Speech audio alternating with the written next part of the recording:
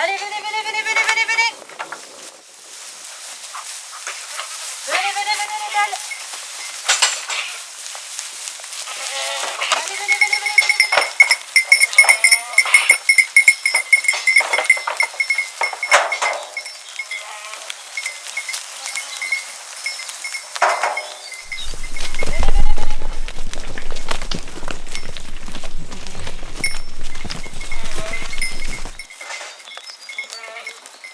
Elles ont été pas du tout sélectionnées par rapport à leur quantité de lait, elles étaient plus sélectionnées sur leur rusticité, leur standard aussi, avoir des beaux poils, des cornes, des oreilles qui tombent et tout ça. Et c'est vrai que du coup, elles produisent beaucoup moins de lait que les alpines, mais par contre il est plus concentré, donc plus riche, et ça permet de faire des yaourts plus onctueux. On voit vraiment la différence.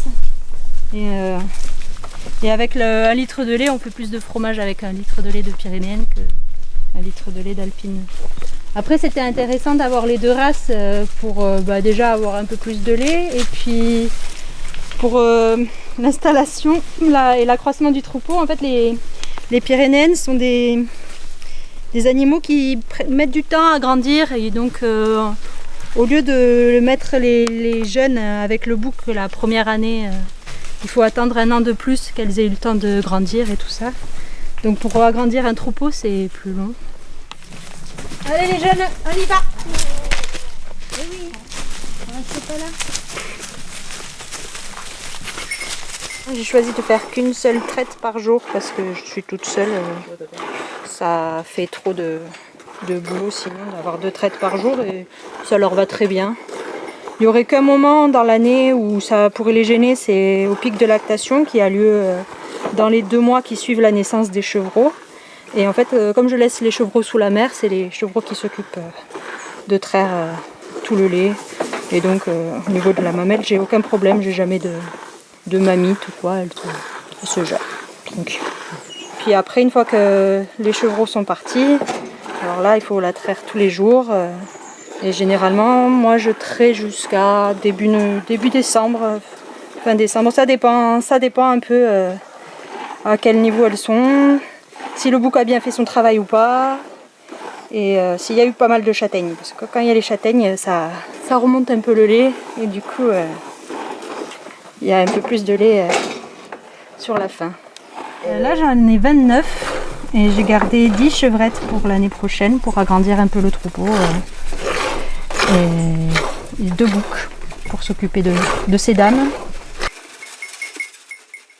Alors les chevreaux, je les laisse avec leur mère pendant 2 mois, et après je les fais abattre dans un abattoir et découper sous vide. Et ils sont vendus en caissettes ou alors à la pièce, suivant ce que les gens demandent. Donc du coup c'est un produit très saisonnier puisqu'il n'y a pas du chevreau toute l'année. Et j'ai de la viande de à peu près mi-mai à mi-juillet. Alors ça fait une viande très intéressante aussi parce que très fine, avec un goût pas aussi prononcé que l'agneau. Du coup c'est assez surprenant et très agréable à déguster. Mais bon, en attendant, du coup, il n'y a pas de fromage. Le fromage, ça démarre que en juin. Donc le lait de la traite de ce matin, il a été refroidi et mis dans des bacs dans lesquels j'ai ajouté du petit lait de la transformation d'hier pour acidifier un peu le lait, afin que la présure que je rajoute aussi fasse bien coaguler les protéines du lait et donne finalement du petit lait et du caillé, donc le fameux fromage qu'on va mouler du coup. Après, c'est que du lait cru, que du lait issu de mon troupeau. Donc voilà, ça fait pas une grosse quantité là, il y a 30 litres. J'avais pas envie moi d'avoir un troupeau de chèvres juste pour produire du lait et vendre mon lait et qu'après il soit transformé par d'autres. J'avais vraiment envie de faire mon propre fromage parce que c'est assez passionnant la fromagerie. Donc, et après, une fois que le fromage est fait, c'est vrai que c'est intéressant de le vendre directement aux gens aussi. d'avoir le contact avec les personnes qui viennent et puis qui reviennent surtout. Parce que du coup c'est assez gratifiant quand quelqu'un revient en disant « Oh, votre fromage il était très bon, je me suis régalée ». C'est sûr que c'est plaisant.